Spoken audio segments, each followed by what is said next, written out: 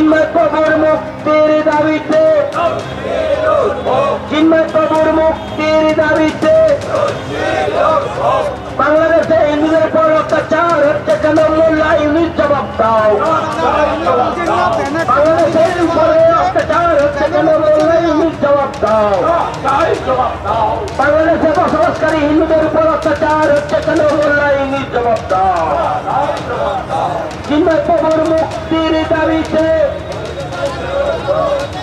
চিন্ময় প্রভুর মুক্তির দাবিতে চিন্ময় প্রভুর পাশে আছি, পাশে আছি, পাশে আছি, চিন্ময় প্রভুর পাশে আছি, চিন্ময় প্রভুর পাশে আছি।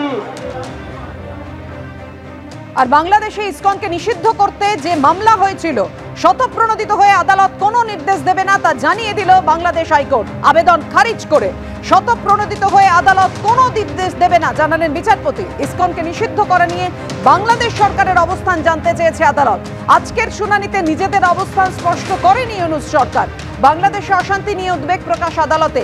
কাউকে আইন শৃঙ্খলা ভাঙতে দেয়া যাবে না নির্দেশ বাংলাদেশ হাইকোর্টের। বাংলাদেশে অস্থিরতা তৈরির চেষ্টা চলছে, হিংসা রুখতে কড়া পদক্ষেপ নিচ্ছে বাংলাদেশ সরকার। গোটা বিষয়টি সর্বাধিক অগ্রাধিকার দিয়ে দেখা হচ্ছে আদালতে জানালো বাংলাদেশ সরকার।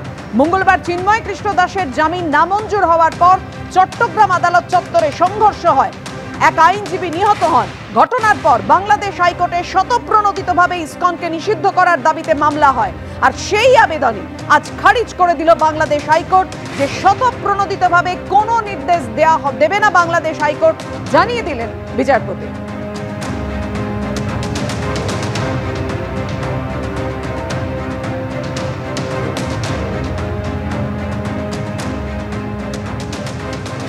সন্ন্যাসী চিন্ময় কৃষ্ণ দাসের গ্রেপ্তারি প্রতিবাদে উত্তাল বাংলাদেশ।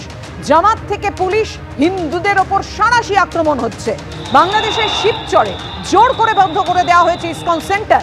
ইসকন সেন্টার বন্ধের ছবি পোস্ট ইসকন কলকাতার ভাইস প্রেসিডেন্টের। ইসকন ভক্তদের গাড়ি করে তুলে নিয়ে গেছে বাংলাদেশ সেনা।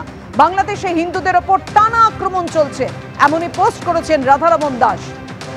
দুর্গতদের পাশে থাকা সন্ন্যাসীর বিরুদ্ধেই বাংলাদেশে রাষ্ট্রদ্রোহের মামলা।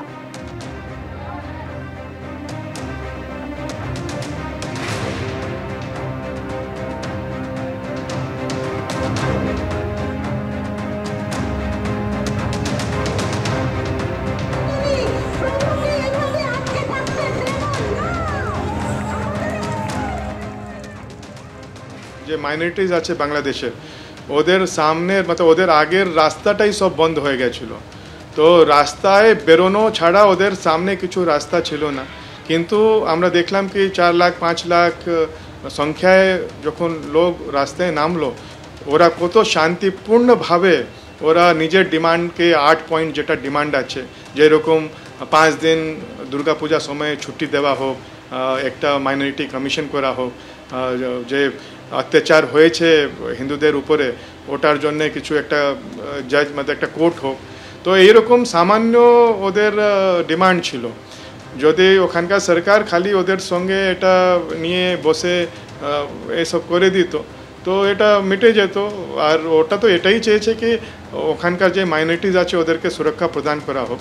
তো ওদের কিছু তো স্পেশাল ডিমান্ড নয়, এটা তো একটা সভ্য সমাজের একটা মিনিমাম কি যারা সিটিজেন আছে ওরা সুরক্ষিত থাকবে, ওদের পরিবার সুরক্ষিত থাকবে, বাড়ি ঘর সুরক্ষিত থাকবে, মন্দির সুরক্ষিত থাকবে।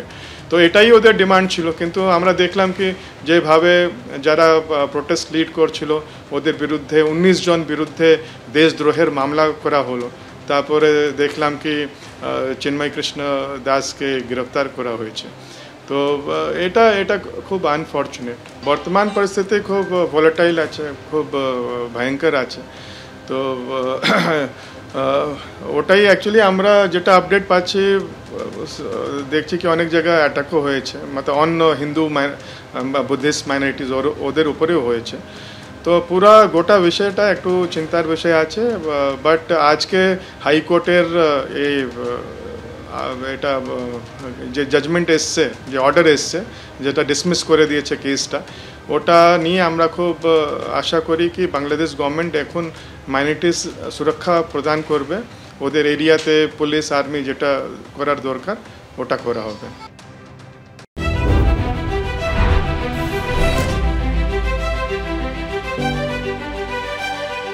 News flash.